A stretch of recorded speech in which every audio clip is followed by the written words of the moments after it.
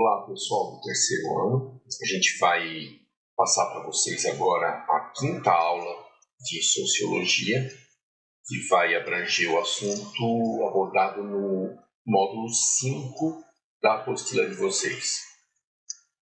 É um assunto bem atual, a questão da urbanização exacerbada, exagerada, e da criação de campos, de zonas rurais ao redor da cidade, que antes eram chamadas de periferia. Muito bem, gente, vamos situar historicamente.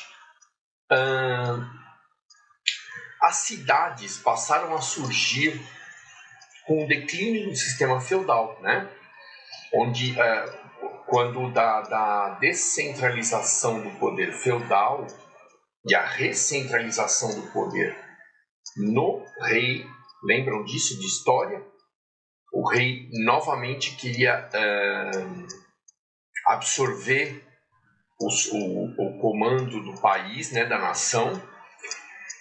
Ele começou a retirar o poder dos senhores feudais. Aquela população que morava nos feudos passou a migrar, passou a mudar para cidades que eram formadas ao redor dos feudos e nos caminhos entre um feudo e outro, com as finalidades mercantis, Tudo começou com o negócio, com a compra e venda, certo?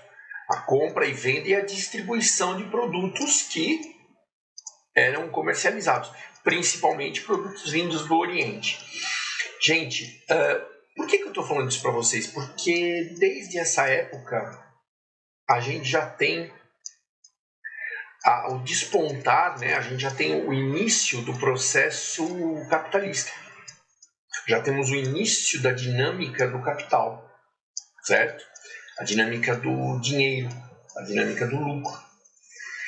Muito bem, gente. Seguindo essa evolução, essa linha evolutiva, a gente tem o início da industrialização, onde as primeiras indústrias, as primeiras organizações que transformavam o trabalho que era realizado nas cidades de forma artesanal, nas manufaturas, para um sistema industrializado, para um sistema automatizado, onde as pessoas iriam operar as máquinas que produziriam os objetos. Muito bem, gente. Esse sistema de início industrial também obedece à lógica do capital, obedece à lógica do lucro. A gente vai ter várias fases da ocupação urbana que vão obedecer à lógica do capital, vão obedecer à ordem do dinheiro, à ordem da evolução capitalista. Perfeito? Então, o que eu quero que vocês enxerguem nessa evolução? Que desde o início a gente tem, uma observância da evolução do capital, do surgimento da movimentação capitalista, do surgimento da movimentação financeira. Muito bem, gente. As cidades, como vocês devem saber também a respeito de história, as primeiras cidades industriais na Inglaterra passaram a concentrar moradias bastante insalubres, bastante precárias, que não possuíam saneamento básico, não possuíam instalações confortáveis, apenas funcionais, instalações funcionais para que abrigassem as famílias dos trabalhadores durante o tempo de descanso, durante o tempo em que esses trabalhadores não estariam produzindo nas fábricas. Pessoal, um segundo problema muito evidente desses centros urbanos, né? O primeiro é a precariedade das moradias, né? Assim, o excesso de crescimento populacional, a escassez de espaço para construção de moradia e aquela moradia funcional, aquela moradia pequena, sem conforto, que serviria apenas para abrigar o trabalhador e sua família durante o tempo que eles não estivessem trabalhando. Moradia inadequada, né? Uma moradia sem conforto, sem qualidade, uma moradia que não iria propiciar qualidade de vida para os seus moradores. O segundo grande problema das cidades, dos conglomerados urbanos, é o transporte público, gente. A indústria automobilística sempre foi o principal expoente, sempre foi o carro-chefe da industrialização, principalmente aqui no Brasil, certo? Então, para que ela fosse preservada, para que ela fosse valorizada, os transportes públicos, as vias de transportes públicos alternativos, como o metrô, como aquele monotrilho, os corredores de ônibus exclusivos para os ônibus, para que não haja mais trânsito por causa dos ônibus, foram relegados a segundo plano. Só que numa região urbana de alta movimentação de pessoas, de alta rotatividade de pessoas morando próximas dos trabalhos ou nas áreas periféricas dessa cidade, precisavam se locomover. Mas, para valorizar a indústria mobilística, deu-se valor, deu-se prioridade ao transporte individual, ou seja, carros.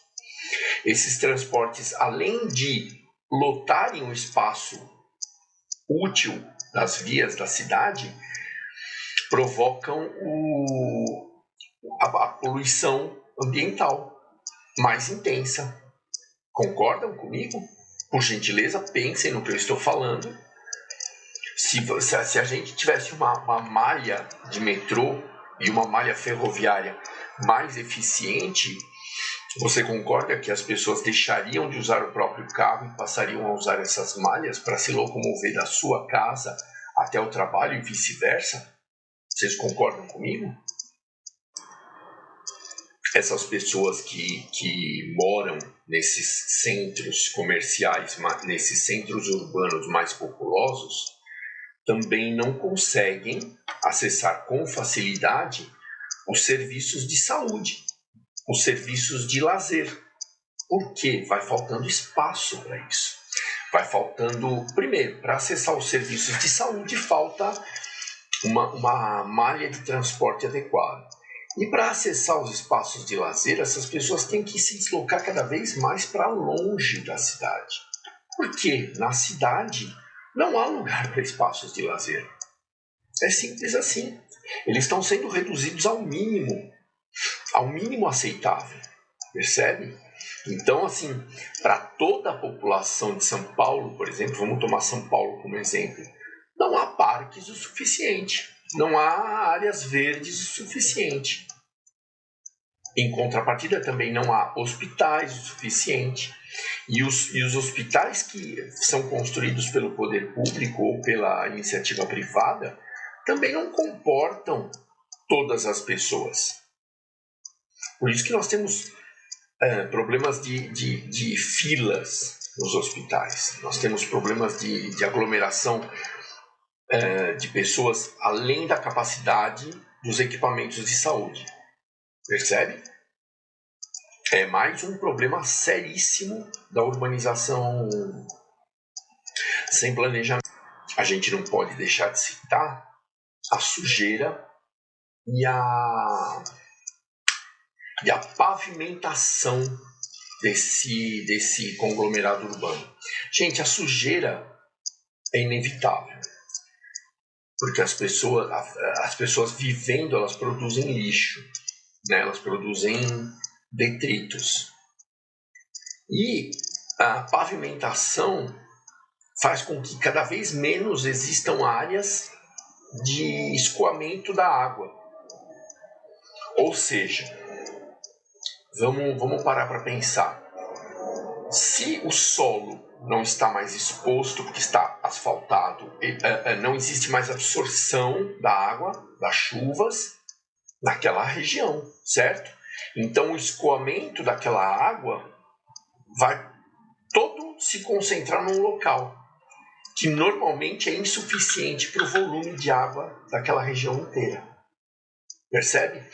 Pensa numa chuva caindo numa região inteira e essa mesma chuva tendo que passar por um caninho fino, ou seja, funil.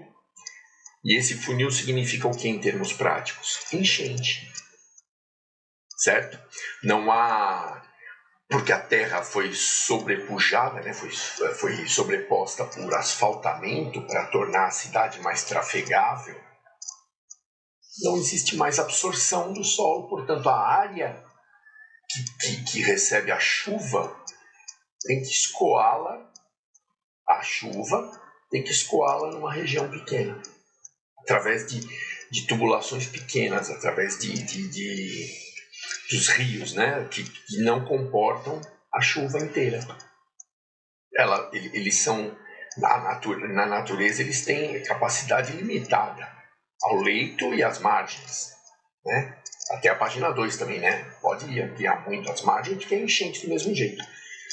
Então, toda a região que deveria absorver a chuva acaba tendo que escoá-la para um canal inadequado, insuficiente, certo? Esses são os problemas que causam as enchentes, né? As poluições, as sujeiras vão se acumulando nesses canais, não deixando a água passar, a água sobe em consequência disso.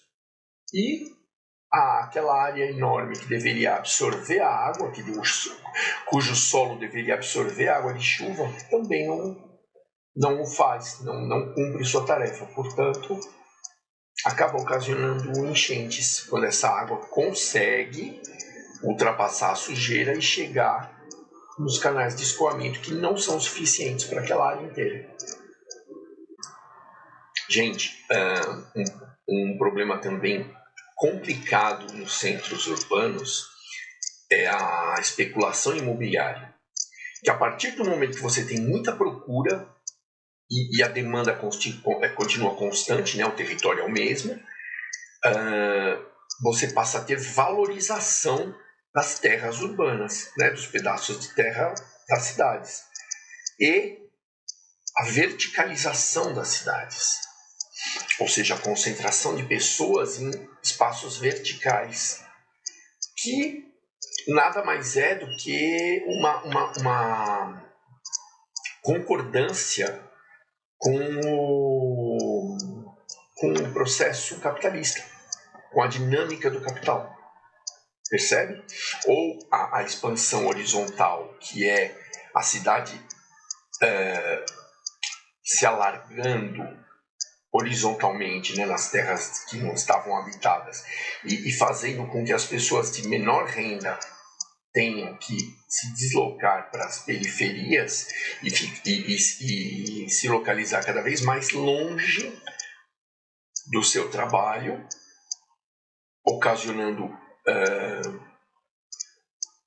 colapso do sistema de transporte público ou colapso do sistema de transporte individual, das ruas e avenidas, ou a valorização imobiliária, criando a verticalização da cidade, né? A construção de prédios, porque um terreno na cidade acaba custando muito mais caro, por causa da demanda, a demanda sendo muito alta, a oferta continuando constante, pela lei básica da economia, a valorização do preço, elevação do preço. Uma mudança significativa na industrialização e no processo e na qualidade dos negócios realizados nos grandes centros urbanos.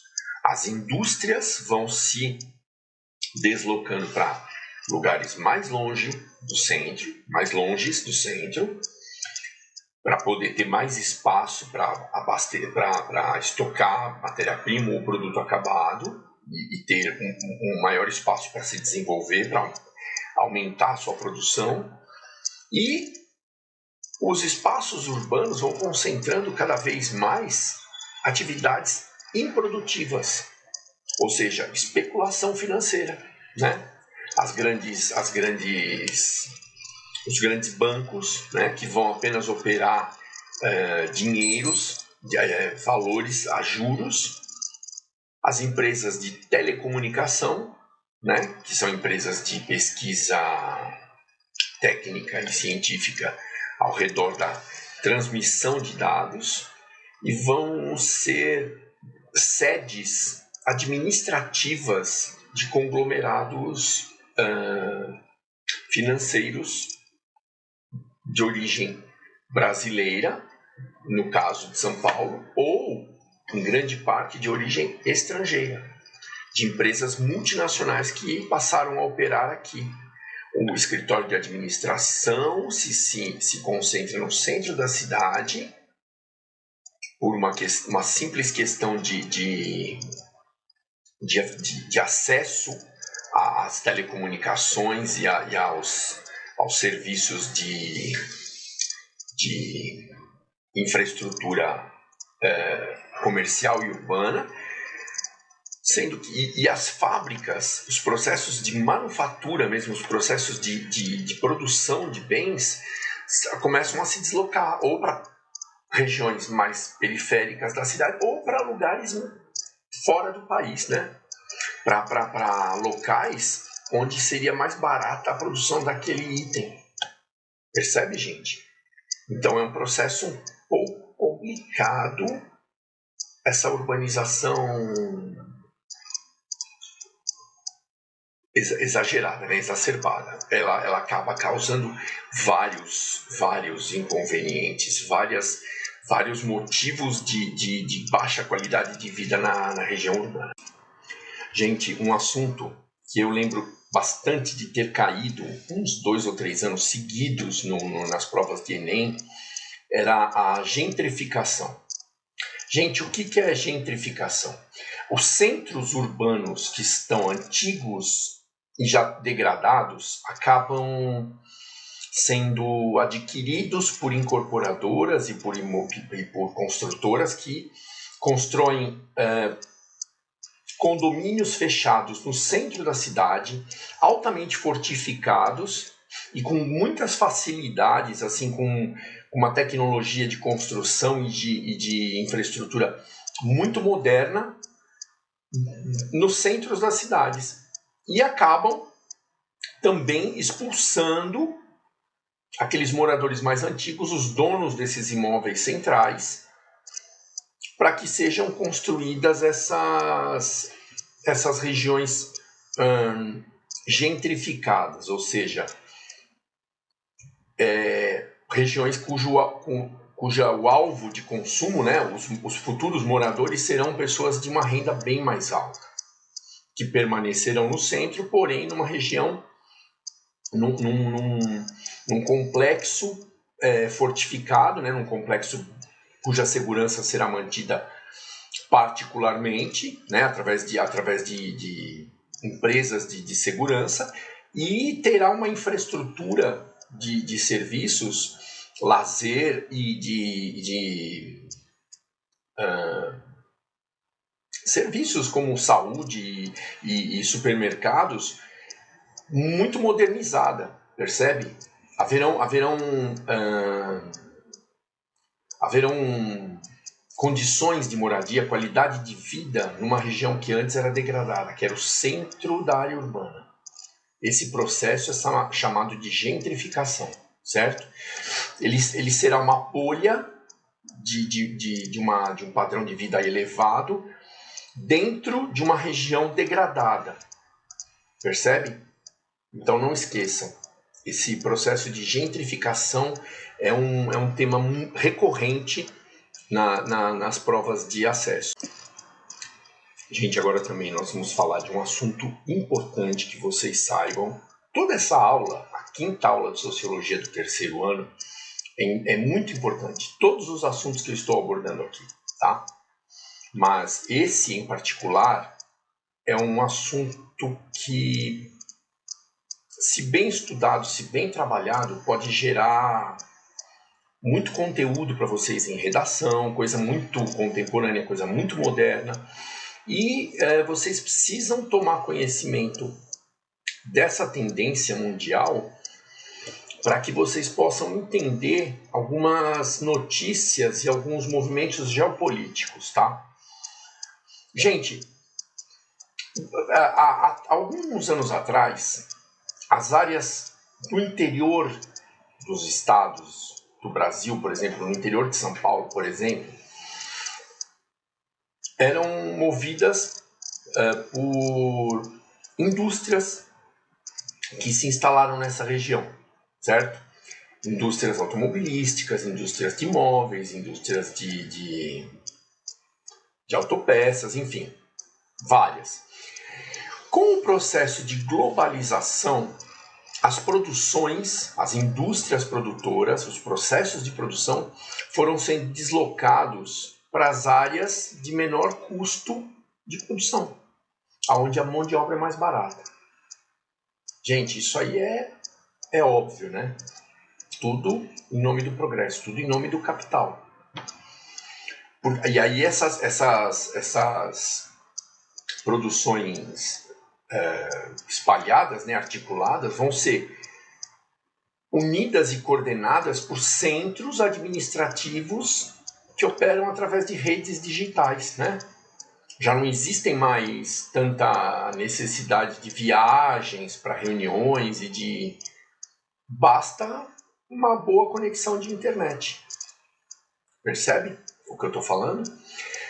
Consequentemente, essas grandes áreas que eram ocupadas por indústrias que geravam empregos na região interiorana do Brasil, do estado de São Paulo principalmente, passaram a ser utilizadas da forma original da ocupação de terras no nosso país.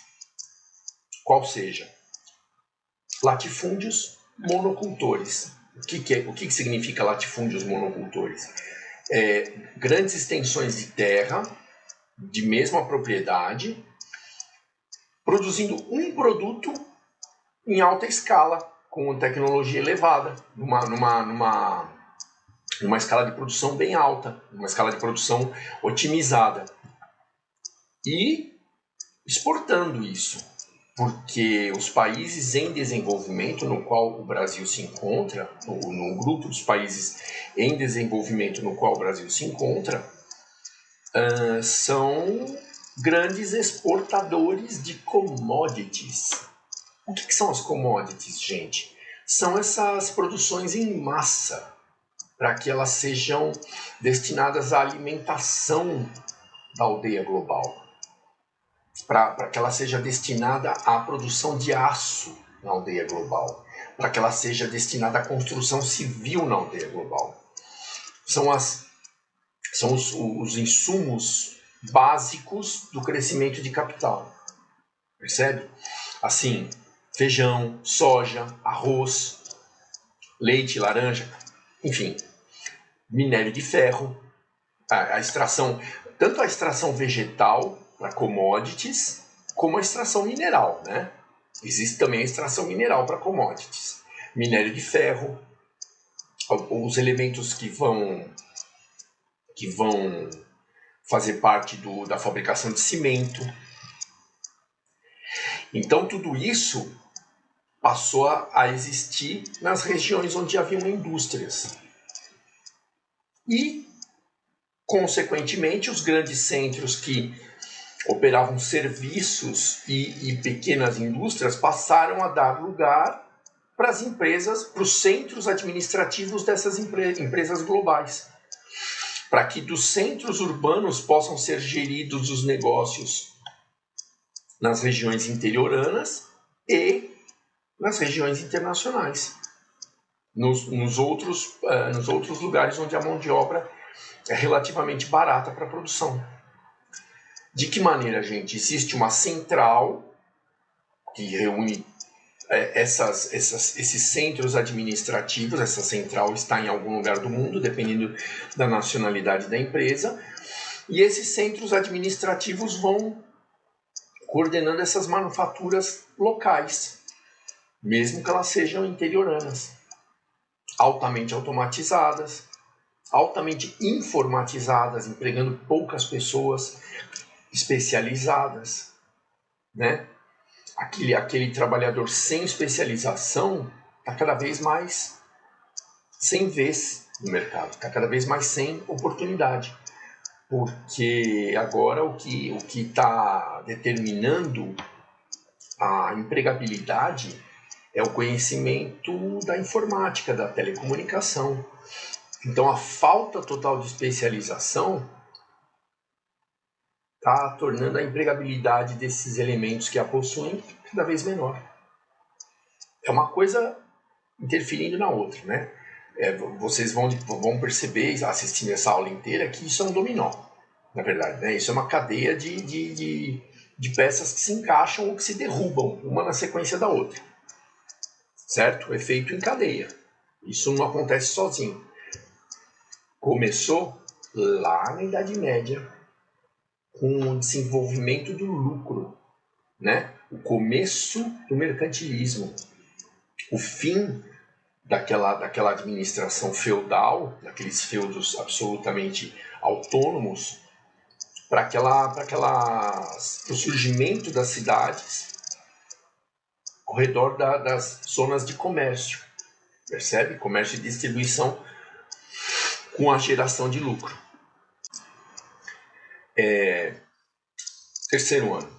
Eu vou encerrar por aqui esta aula, porque o tempo já está muito grande, a aula já está extensa demais, tem bastante conteúdo nesse módulo 5 da apostila de vocês, então a gente vai fazer a quinta aula de Sociologia em 2 etapas, primeira e segunda etapa, ok? Então, a primeira etapa está encerrada por aqui. Fixem esses conceitos, por favor. Quem tiver condição, quem tiver acesso, deem uma lida no módulo 5 da apostila para que vocês tenham noção das coisas que eu estou falando, ok? Um grande abraço a todos, nos vemos no próximo encontro referente ao módulo 5 da apostila. A gente vai partir desse título 2 aqui do módulo 5, da página 24 da apostila de vocês, os campos invisíveis. Ok? A partir daí, a gente vai passar o conteúdo da apostila para vocês através de videoaula. Ok? Bons estudos e muito obrigado pela atenção. Gente, quando eu falei para vocês do crescimento urbano horizontal, gente, existem 2 processos que é importante que eu fale para vocês que podem acontecer nesse processo de crescimento horizontal de um centro urbano. Primeiro, a população menos favorecida financeiramente, de renda mais baixa, vai sendo obrigada a se afastar dos centros urbanos por causa do valor dos aluguéis. Lembra que agora há pouco eu falei a respeito da especulação financeira? Os imóveis no centro da cidade passam a ser supervalorizados por causa da oferta e da procura, né? A oferta se mantém constante, a procura aumenta de uma forma descoordenada, o preço aumenta também. Então as pessoas de renda mais baixa têm que se deslocar para as periferias, ou seja, vai aumentando a mancha urbana. E assim, a mancha urbana, gente, ela cresce horizontalmente de uma forma meio desordenada, sem respeitar áreas verdes, sem respeitar rios, sem respeitar áreas de manancial. Então, assim, a natureza fica extremamente comprometida com esse processo. A segunda forma de expansão horizontal são as famílias de mais alta renda. a população de renda mais alta, a população de um poder aquisitivo maior, se afastar dos centros urbanos à procura de áreas menos movimentadas, menos violentas, menos conturbadas, lugares mais tranquilos. Percebe? Então essas duas formas são as maneiras de que existe o crescimento horizontal de uma mancha urbana. Outra coisa que é muito importante a gente citar nessa nossa videoaula a respeito do módulo 5 são o surgimento das favelas. Gente, as favelas, falando imobiliariamente, e como a gente conhece socialmente as comunidades, elas crescem em regiões totalmente ilegais, que não eram para ser habitadas. Elas vão surgindo, porque as pessoas vão ocupando aqueles espaços ilegalmente, porém, sem, assim, inicialmente, né, assistência do poder público no que diz respeito à energia elétrica, a saneamento básico, a fornecimento de água, percebe?